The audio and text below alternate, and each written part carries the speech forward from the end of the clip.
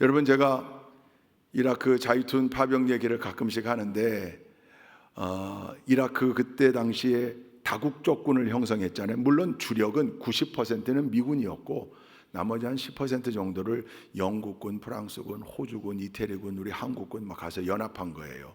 그 다국적군의 사령부가 어디에 있었냐면 이라크의 수도인 바그다드에 있었습니다. 그걸 캠프 빅토리라고 불렀습니다.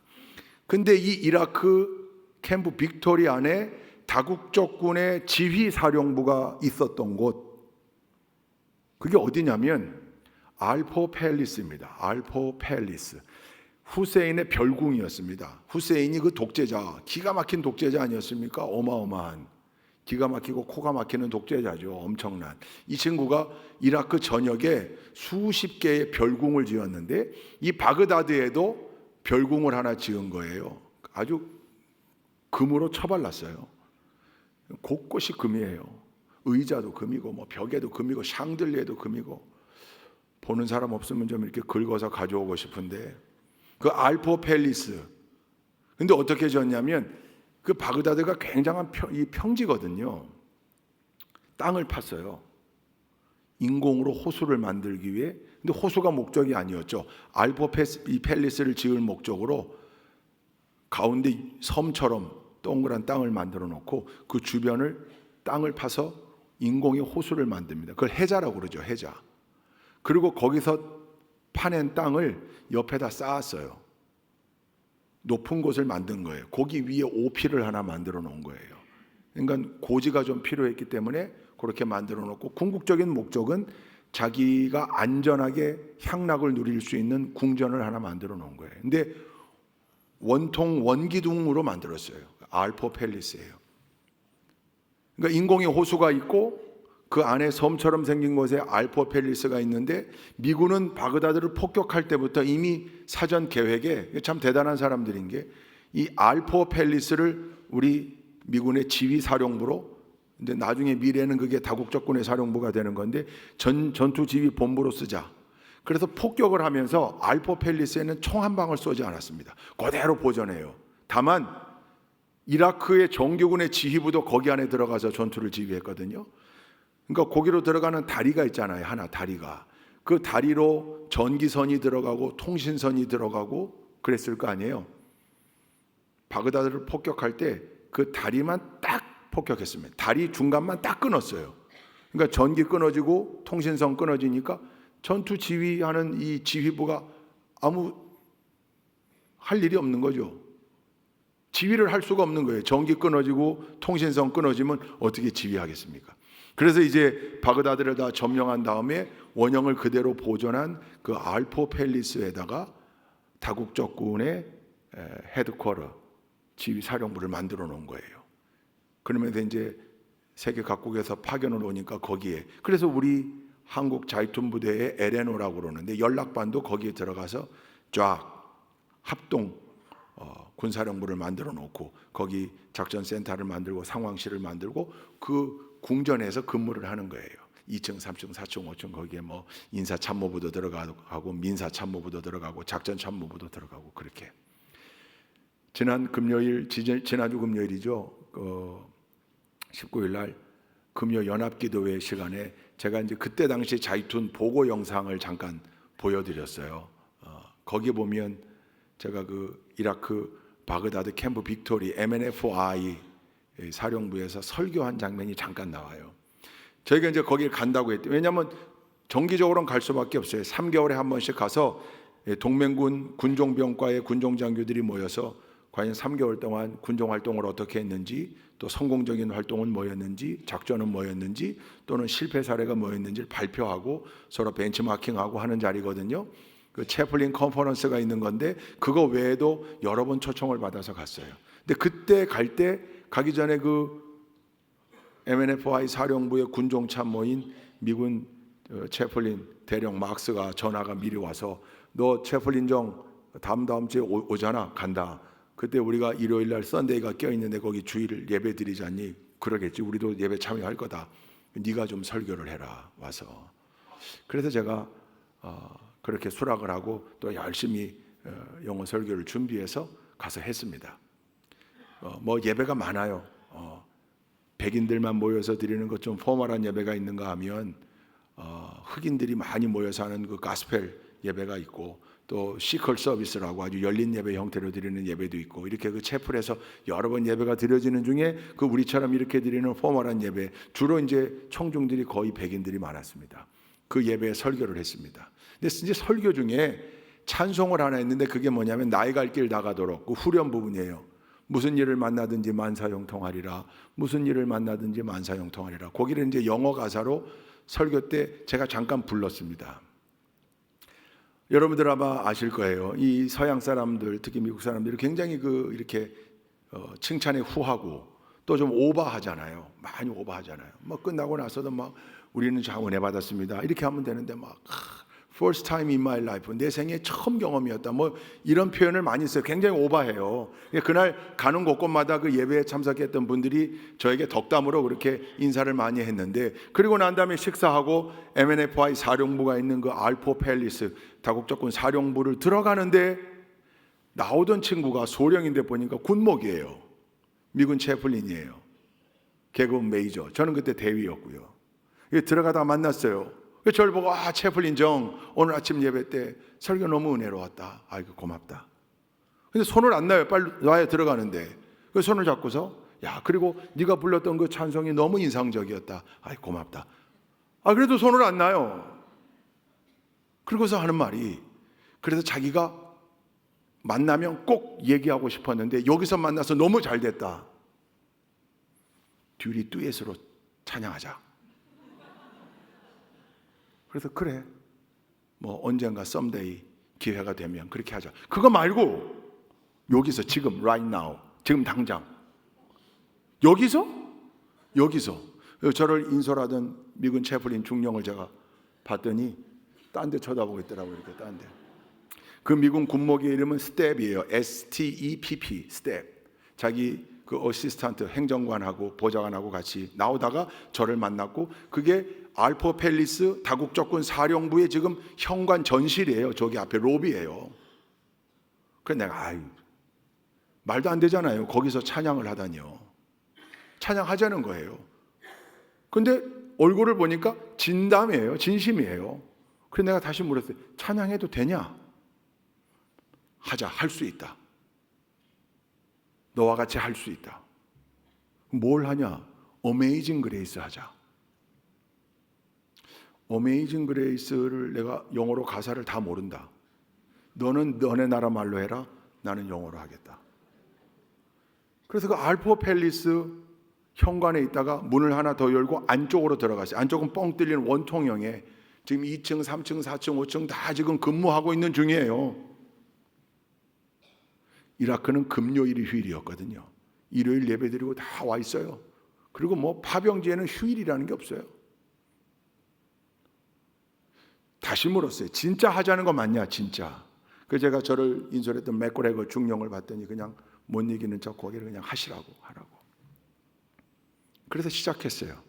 어메이징 그레이스를. 근데 제가 이제 이 스텝이라는 목사가 왜 하자 그랬는지 일단 알았어요. 너무 잘해요. 찬양을. 목소리가 너무 좋아요.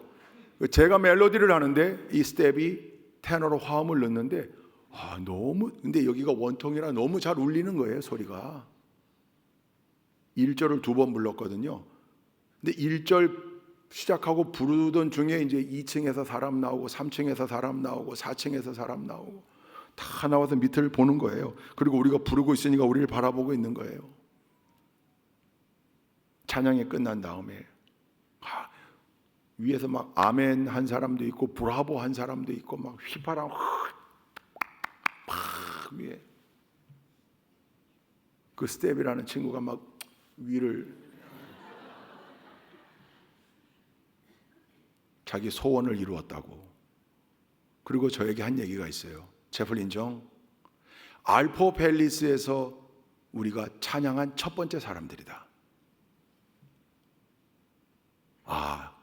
그 스텝 목사가 왜 저한테 찬양하자고 했는지 2가지 목적. 첫째, 여러분 그 알포 팰리스는 독재자, 끔찍했던 독재자 후세인의 향락의 장소였습니다.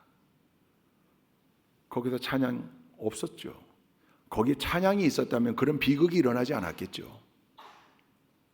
그 장소에서 우리가 찬양했다, 그거죠. 찬양하고 싶었던 거죠. 두 번째는 자기 혼자서는 도저히 그 사태가 감당이 안 되는 거예요. 근데 한국군 채플린이 와서 같이 했고, 혹시 문제가 되면 그 한국군 채플린이 설교할 때 찬양하고 하더니 알포펠리스에서 한번 해보고 싶어 해서 내가 같이 해줬다, 이렇게 하려고 했던 것 같아요. 그 맥그레거의 반응을 봐도 그랬던 것 같아요. 그리고 저를 레퍼런스 삼아 자기 소원을 이룬 거예요. 근데 저도 그게 너무 귀한 체험이 된 거예요. 저 또한 머릿속에, 그래, 이 알포펠리스에서 진즉에 찬양이 좀 울려 퍼졌더라면 이런 비극이 일어나지 않았을 터인데. 그리고 내가 후세인의 별궁 MNFI 사령부, 전투지휘 사령부의 헤드쿼터에서 처음으로 찬양한 사람, 얼마나 귀한 추억입니까?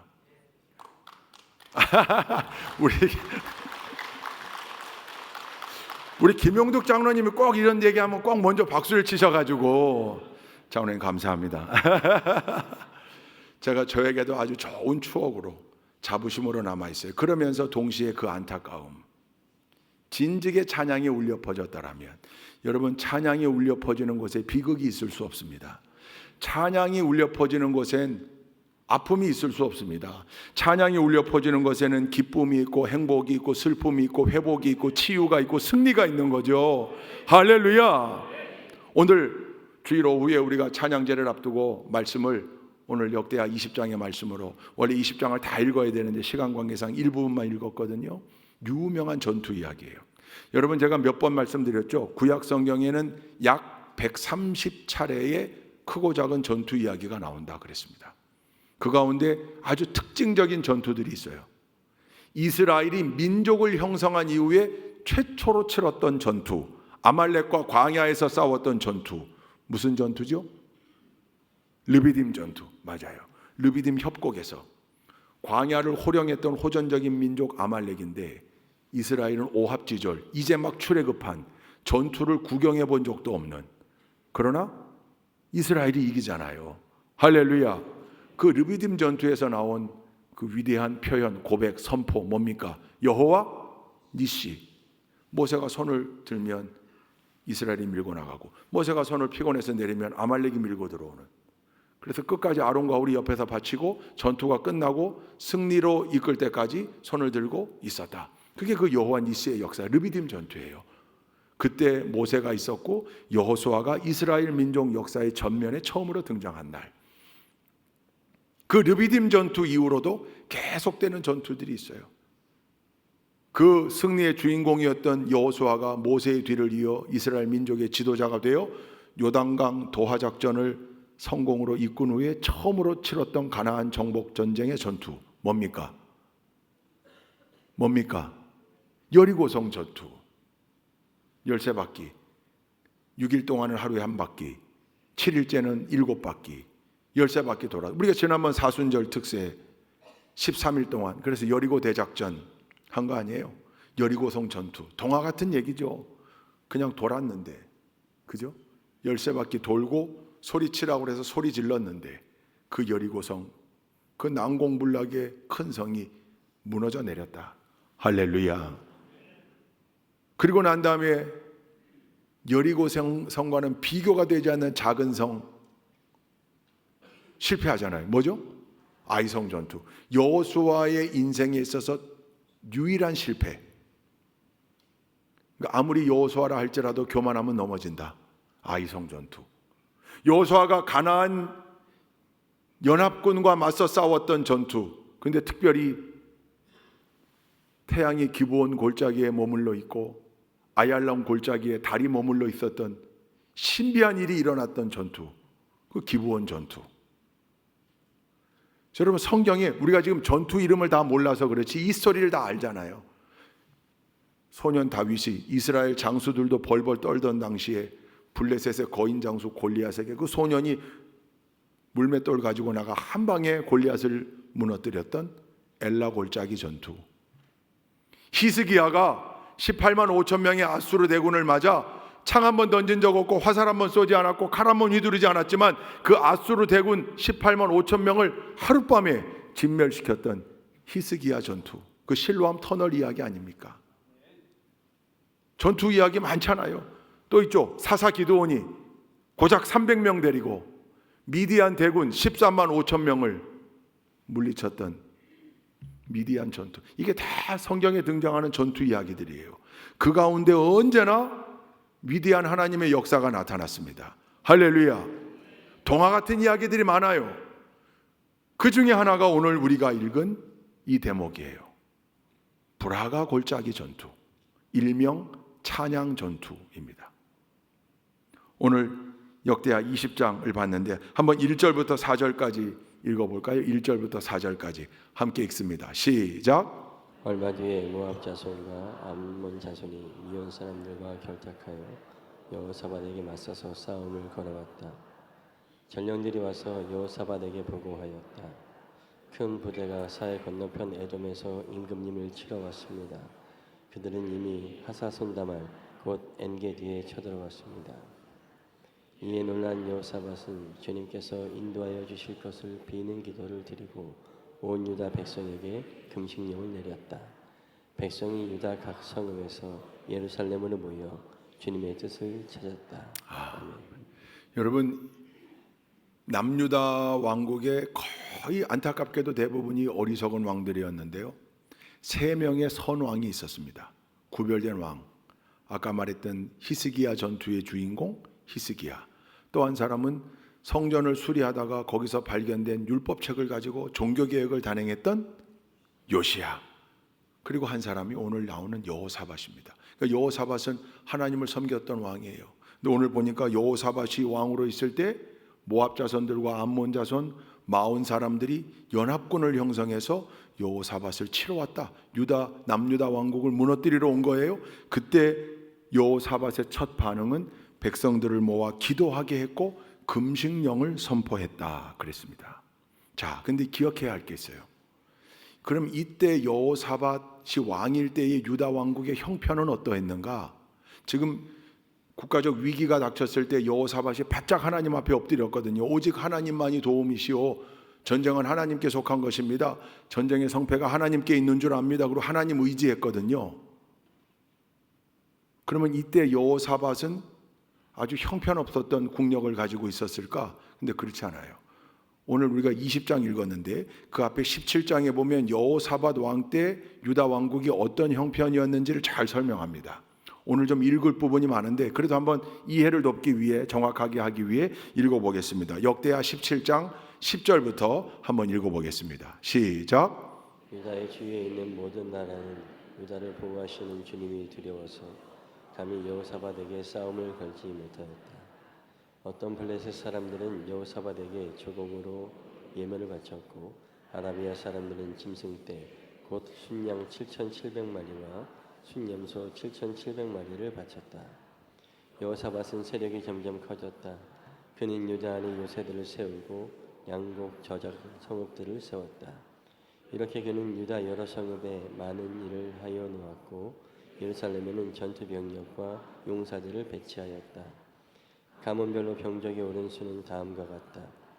유다 가문에 속한 천부장 가운데서는 천부장 아드나가 으뜸이 되어 용사 30만 명을 거느렸고 다음으로는 여호하난이 28만 명을 거느렸고 그 다음으로는 주님을 위하여 잔어하여 나선 시그리의 아들 아마샤가 용사 20만 명을 거느렸다.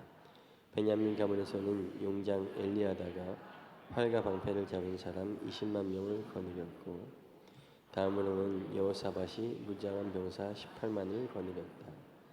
이들은 모두 왕을 모시는 군인들이었다. 왕은 이 밖에도 유다 전역 요새에다가 군인들을 배치하였다. 여러분, 당시 여호사밧이 왕일 때 얼마나 든든한 국력을 가지고 있었는지를 잘 설명하고 있습니다. 한 가지 헷갈리는 건 18절에 여호사밧이 또 나오는데 이 여호사밧은 동명이인입니다. 여호사밧 왕의 부하 여호사밧입니다. 오늘 기록된 걸 보니까 그가 가지고 있었던 그 부하들이 가지고 있었던 이 군사력이 전투력이 얼마나 되는가가 나왔는데 아드나가 30만 명, 여호와는 28만 명, 마아시아가 20만 명, 엘리야다가 20만 명, 부하 여호사밧이 18만 명. 이 부하들이 보유하고 있는 군사들만 모아도 116만 명. 거기에 여호사밧 왕이 직접 지휘하며 유다 전역에 뿌려놓은 군사들까지 합치면 당시 남유다 왕국의 국력은 어마어마했던 겁니다. 그럼에도 불구하고 모압과 암몬과 마온이 연합군을 형성하여 들어오는 거거든요. 그러니까 웬만하면 여호사밧은 자기가 가지고 있는 힘으로 그들을 무찌르려고 했을 겁니다. 근데 여호사밧은 온전히 하나님을 섬기고 하나님을 의지하고 하나님께서 역사하셔야 내 힘으로가 아니라 하나님의 도우심의 힘으로 승리해야 그게 위대한 승리요 완전한 승리임을 알았던 믿음의 사람이었습니다. 할렐루야. 그래서 여호사밧이 유다 모든 백성들을 비상소집한 거죠. 13절에 보니까 유다 모든 백성은 아녀자들까지도 모두 주님 앞에 나와 서 있었다. 아이들과 부녀자들까지 예외 없다. 국가가 지금 위기에 처했는데, 그리고 우리 힘으로 싸우는 거 아니다. 하나님의 의지, 하나님께서 주시는 힘으로, 하나님을 의지할 때 하나님이 공급해 주시는 힘으로 이 위기를 타개하는 거다, 극복하는 거다. 할렐루야. 다 모은 거예요. 그렇게 모아서 하나님 앞에 바짝 엎드려 기도하며 금식령을 선포했을 때 하나님이 응답하십니다. 그게 15절부터 17절까지 나와요. 이것도 읽어보시겠습니다. 15절부터 시작. 그가 이렇게 말하였다. 온 유다와 예루살렘에 사는 사람들과 여호사밧 임금님은 들으시기 바랍니다. 주님께서 여러분에게 말씀하십니다. 적군이 아무리 많다 하여도 너희들은 두려워하거나 겁내지 말아라. 이 전쟁은 너희가 하는 것이 아니라 나 하나님이 맡아 하는 것이다. 너희는 내일 그들을 마주하여 내려가라. 적군은 씻을 고개로 올라올 것이다. 여로엘 들 맞은편에서 너희가 그들을 만날 것이다. 이 전쟁에서는 너희가 싸울 것이 없다. 너희는 대열만 정비하고 굳게 서서 나 주가 너희에게 승리를 가져다 주는 것을 보아라. 유다와 예루살렘아, 너희는 두려워하지 말아라. 겁내지 말아라. 내일 적들을 맞아 싸우러 나가거라. 나 주가 너희와 함께 있겠다. 아멘. 할렐루야. 레위 사람 야하시엘을 통해 하나님이 명확한 응답을 주셨습니다. 너무 가슴 떨리는 은혜 아닙니까? 맞다. 여호사밧, 너의 신앙이 맞다. 전투의 성패는 나에게 달려있는 것이고 내가 싸울 거다. 너희는 그저 서서, 하나님이 구체적인 지시까지 해놔요. 작전 계획도 일부를 알려주셨어요. 명확하게 응답하셨어요. 두려워하지 마라, 놀라지 마라.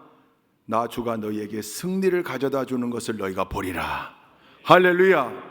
그때 여호사밧이, 이 하나님의 응답을 들은 여호사밧이 하나님 앞에 엎드려 경배하고 찬양했다. 18절 19절에 제가 읽을게요. 여호사밧이 몸을 굽혀 얼굴을 땅에 대니 온 유다 백성과 예루살렘 주민도 주님 앞에 엎드려 경배하고 고핫 자손과 고라 자손에게 속한 레위 사람들은 서서 목소리를 높여 주 이스라엘의 하나님을 찬양하였다. 응답을 들은 다음에 하나님을 찬양한 겁니다. 레위 자손들 성가되겠죠, 그죠? 찬양했습니다. 이미 하나님께서 여호사밧에게 승리를 주신 겁니다. 자, 이제 그 다음에 여호사밧은 그저 가만히 있어서 그럼 떨어지는 감 기다렸는가? 아니요. 해야 할 일이 있었던 거죠. 하나님께서 승리를 약속하셨고 반드시 이기게 하겠다고 분명하게 언약하셨는데, 그러면 우리는 어떤 계획을 가지고 있어야 되는가? 여호사밧이 그 다음 스텝을 밟게 되는데 아주 독특한 전투 계획을 수립해요. 하나님이 일러주신 대로 어느 곳으로 가야 되는구나, 거기 매복시킵니다. 근데 매복 작전과 함께 이 여호사밧의 전투 계획 1번은 듣도 보도 못했던 찬양 작전이었습니다. 찬양 작전. 21절에 보니까 여호사밧은 백성들과 의논한 다음에 노래하는 사람들을 뽑아 거룩한 예복을 입히고 군대 앞에서 행진하게 하였다.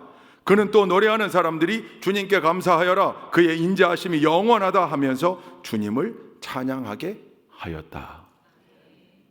이 21절 때문에 이 보라가 골짜기 전투가 아주 독특한 전투가 되는 겁니다. 지금 어떻게 싸우겠다는 거예요? 노래하는 사람들을 뽑았어요. 거룩한 예복을 입혔어요. 여기 찬양대, 성가대. 근데 여기까지는 좋은데 이 사람들 어떻게 했다고요? 제일 앞에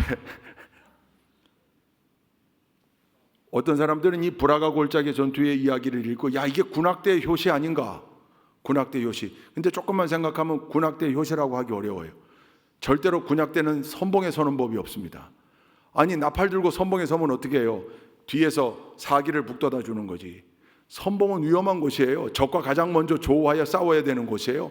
그러니까 정의 용사들이 설 수밖에 없어요. 칼 들고 창 들고 화살 들고. 근데 지금 여호사밧은 노래하는 자들을 뽑아 거룩한 예복을 입히고 제일 위험한 선봉에 서게 했다. 그래서 일명 성가대 전투예요. 이게 여기 성가대원들 큰일 났어요. 이제 우리 가운데 노래하는 자들을 뽑아 거룩한 예복을 입히고 항상 선봉에 세우는 거죠. 아마도 오늘 교구 찬양대회는 다 선봉에 서지 않을까요? 예, 이분들이 각각의 교구에서.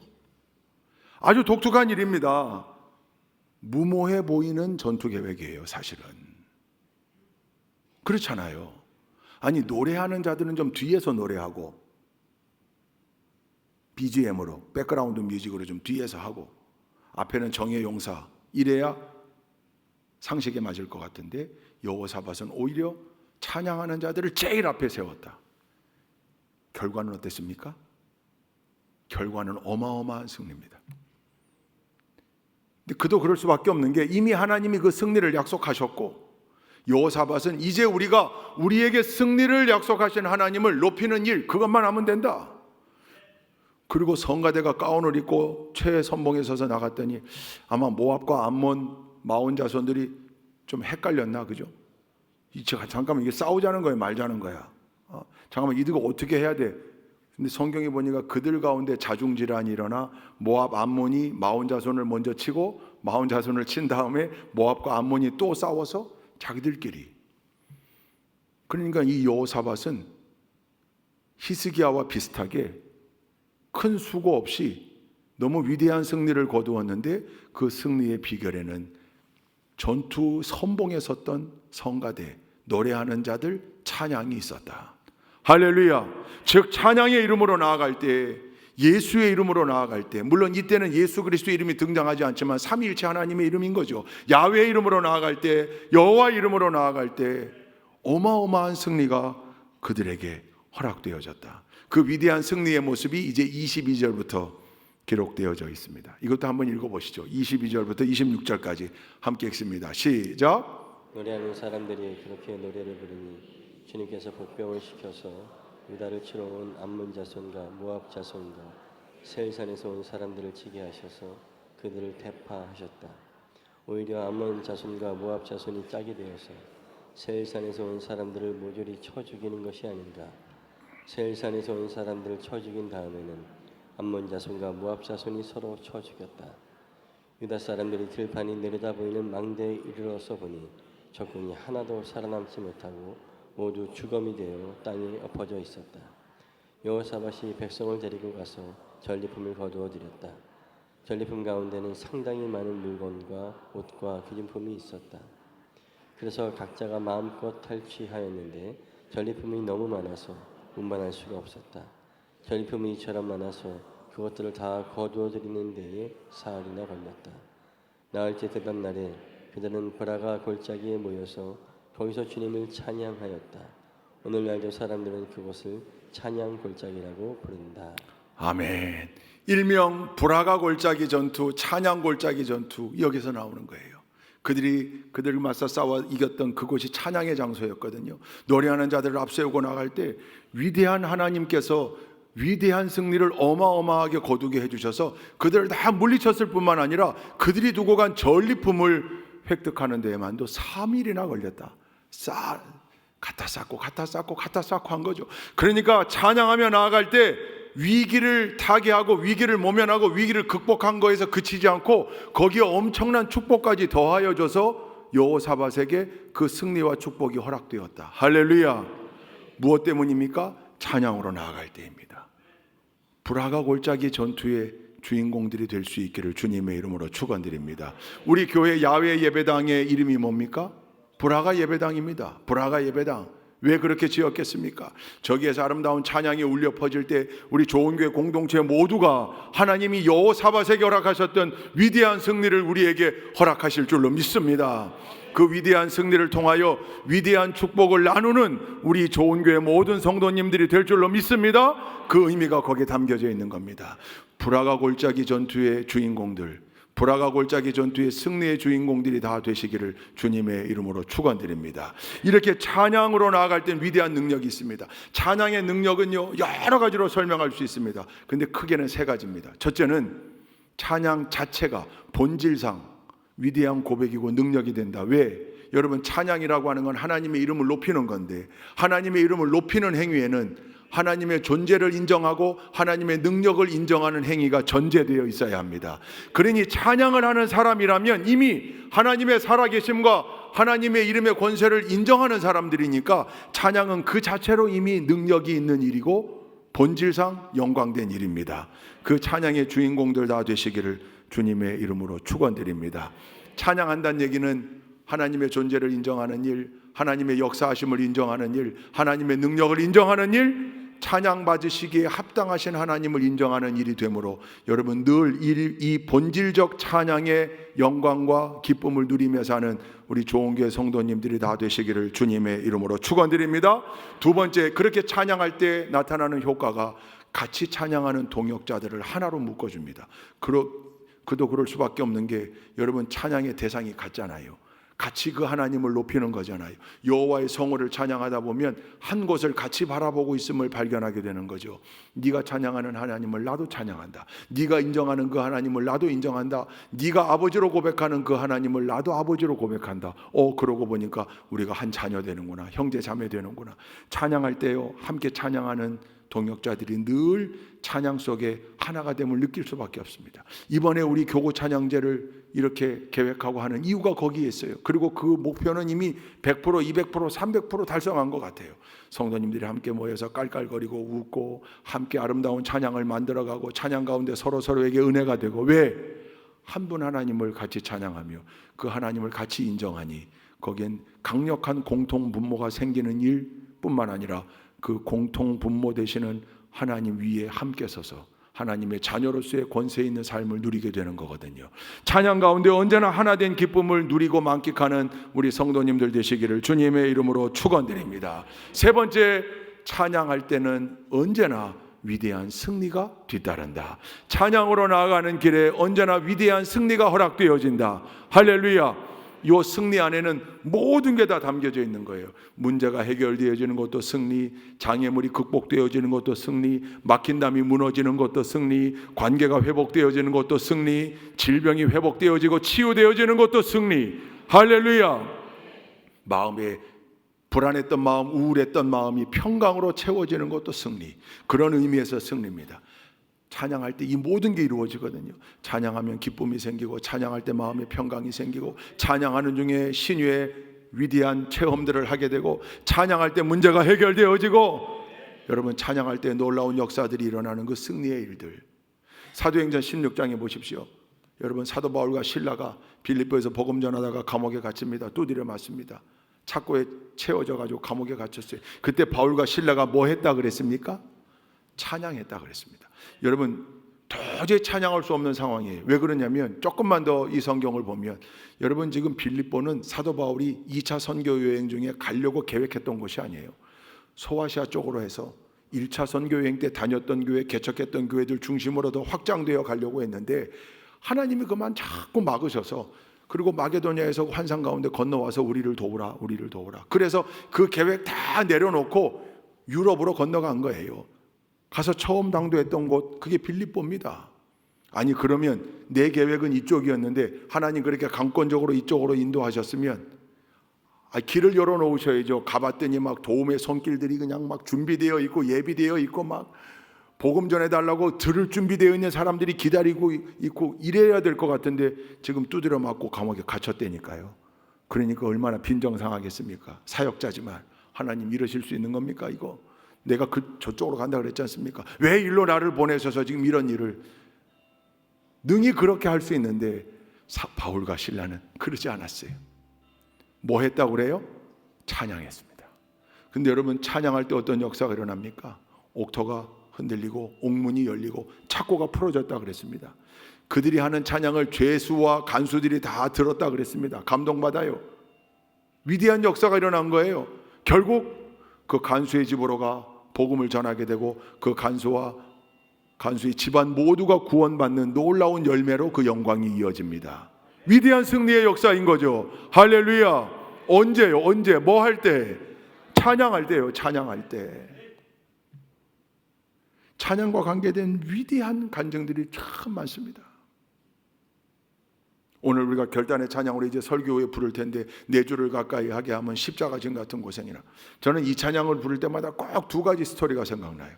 하나는 어릴 때부터 하여튼 우리 어머니 손에 이끌려서 다니던 부흥회 기도원, 그때 그 부흥 집회 강사님들이나 기도원의 목사님들이 이 똑같은 얘기를 하여튼 여러 번 하는 걸 제가 들었어요. 여러 목사님이 하는 걸. 그게 뭐냐면 6.25 전에 신앙생활 잘하는 아내가 있었는데 남편은 그 아내를 핍박하는 거예요. 교회만 갔다 오면 그냥 두드려 패는 거예요. 술 먹고 와서 주정하고 두드려 패고. 처음에는 이 아내도 막 그냥 거기다 대꾸도 해보고 소리도 질러보고 했는데 이 아내의 믿음이 점점 성장하면서 한 가지 결심합니다. 남편이 때리면 내가 대들지 말고 찬송하자. 요즘 같은 시대엔 말도 안 되는 일이죠. 근데 찬송하자. 찬송을 뭘로? 이걸로. 내 주를 가까이 하게 하면 십자가 진 같은 고생이나. 찬송하는 거죠. 여러분, 이 남편이 아내를 때릴 때 여느 때처럼 막 달려들기도 하고 대들기도 하고 그래야 또 자기도 화가 더 에스컬레이트 돼서 때리는데 찬송을 하는 거예요. 근데 전자동 오토매틱 시스템이에요. 때리기만 하면 내 주를 가까이 하려 하면 십자가 진 것 같아. 한 대 더 때리면 더 소리를 높여서 내 일생 소원은 주 찬송하면서 주께 더 나가기 원합니다. 남편을 위해 기도하면서 찬송했겠죠. 그러던 중에 한국전쟁이 터집니다. 인민군이 쳐들어 내려와요. 인민군이 싸울 수 있는 젊은 남자들을 강제 징집합니다. 그 남편이 인민군으로 강제 징집되어 갑니다. 전투하다가 미군들에게 포로가 됐어요. 죽음의 위기 앞에 살아야 되겠는데 갑자기 생각난 거. 와이프가 불렀던 찬송. 얼마나 때렸는지 하도 많이 들어가지고 가사까지 다 외우는 내 주를 가까이 하게 하면 미군 앞에서 이 찬송을 부릅니다. 근데 이 찬송가가요, 미국의 최초의 음악 박사인 로엘 메이슨이라는 사람이 작곡한 찬송이에요. 미국 사람들도 미국 크리스찬들도 이 찬송 참 좋아합니다. 그러니 미군들이 아는 거죠. 제가 찬송가를 부르네. 가사는 몰라도 한국말로 부르니까 가사 내용은 몰라도 그래서 살려줬다는 거예요. 전쟁 이후에 회개하지 않을 수가 없는 거죠. 아내 덕분에 살아난 거고 찬송 덕분에 살아난 거예요. 이 얘기를 여러 목사님에게 들었어요. 제가 나중에 이 이야기의 정확한 레퍼런스를 찾기 위해서 과연 그 인물이 어떤 인물인가 아무리 찾아봐도 못 찾겠어요. 그러나 그때 당시 그렇게 여러분들이 알았던 거 보면 그때 당시 이분이 아마 간증했겠죠. 그게 전해졌겠죠. 찬송할 때 생명을 부지했을 뿐만 아니라 그 이후에 위대한 신앙인이 돼서 그 찬송의 능력, 찬양의 능력을 전파하며 사는 사람. 할렐루야. 무엇 덕분이었는가? 아내의 찬송 덕분이었다. 또 이 찬송, 여러분도 잘 아는 유명한 영화, 한 30년 됐죠? 유명한 영화 뭡니까? 타이타닉. 그거 영상 보고 싶은데 그 영상을 틀기만 하면 유튜브가 다운이 돼요. 왜냐하면 저작권 문제 때문에 유튜브가 다운이 돼서 영상으로 예배드리는 분들이 예배가 중단되게 돼요. 그 영상을 틀지 못해요. 가서 한번 다시 유튜브로 여러분 찾아보세요. 타이타닉 바이올린 그럼 나와요. 그 타이타닉이 침몰하는 당시 그 배에 탔던 악단이 그 현악 사중주 멤버들이 갑판 위에서 연주하잖아요. 막 음악을 연주해요. 막 두려워 떨고 우왕좌왕하는 승객들을 좀 진정시킬 요량으로 연주해요. 근데 더 이상 그 연주가 효과적이지 않다는 걸 깨달아요. 그 악장이 누구냐면 영국 감리교회 집사님이었던 하틀리예요. 그 하틀리 집사님이 바이올리니스트였어요. 연주 다 끝내놓고 이제 소용없다. 끝내자. 여기서 마무리하자. 단원들하고 악수하죠. 굿럭. 행운을 빈다. 사실은 죽을 수밖에 없어요. 그 단원들이 뒤돌아가는데 다시 하틀리는 자기 자리로 돌아와서 이 연주를 시작해요. 내 주를 가까이 하게 하면 십자가 짐 같은 고생이나. 그 소리를 듣고 가던 비올리스트가 다시 와서 그 옆에서 비올라로 화음을 넣어요. 첼리스트도 돌아와요. 베이스도 돌아와요. 그러면서 이 찬송가가 백뮤직으로 울려 퍼지는 가운데 선장실을 지키는 마지막 장면, 몸이 불편한 아내를 꼭 껴안고 할머니를 꼭 껴안고 마지막 죽음을 기다리고 있는 노 신사와 그 부부의 모습, 어린 자녀들에게 매일 그러했던 것처럼 이야기를 들려주는, 그러나 이제 곧 배는 침몰할 거거든요. 그들의 승객들의 모습이 딱 나오면서 거기 계속 이 연주가 너무 기가 막혔던 장면이에요. 내 주를 가까이 하려 함은 십자가 진 같은 고생이라. 내 일생 소원은 주 찬송하면서 주께 더 나가기 원합니다. 천사날 부르니 늘 찬송하면서 주께 더 나가기 원합니다. 기가 막혔던 장면입니다. 여러분, 찬양에는 위대한 능력이 있습니다. 브라가 골짜기 전투의 이 위대한 승리가 우리 성도님들의 승리가 되기를 주님의 이름으로 축원드립니다. 가는 곳마다 하나님을 높이는 일에 앞장서는 우리 좋은 교회 성도님들이 다 되시기를 원합니다. 언제나 공동체의 선봉에 서서 찬양함으로 그 공동체를 승리로 이끄는 그 주인공들이 되시기를 주님의 이름으로 축원합니다. 우리 좋은 교회가 늘 찬양이 넘치는 교회, 찬양의 은혜가 넘치는 교회, 찬양하는 사람들로 채워진 교회, 찬양할 때마다 위대한 승리를 맛보는 위대한 공동체가 될 수 있기를 주님의 이름으로 축원드립니다. 좋으신 하나님 감사합니다. 브라가 골짜기 전투의 위대한 승리를 다시금 기억합니다. 우리 좋은 교회가 이 브라가 골짜기 전투의 위대한 승리 주인공들이 다 될 수 있도록 인도하여 주옵소서. 예수 그리스도의 이름으로 기도 올리옵나이다. 아멘.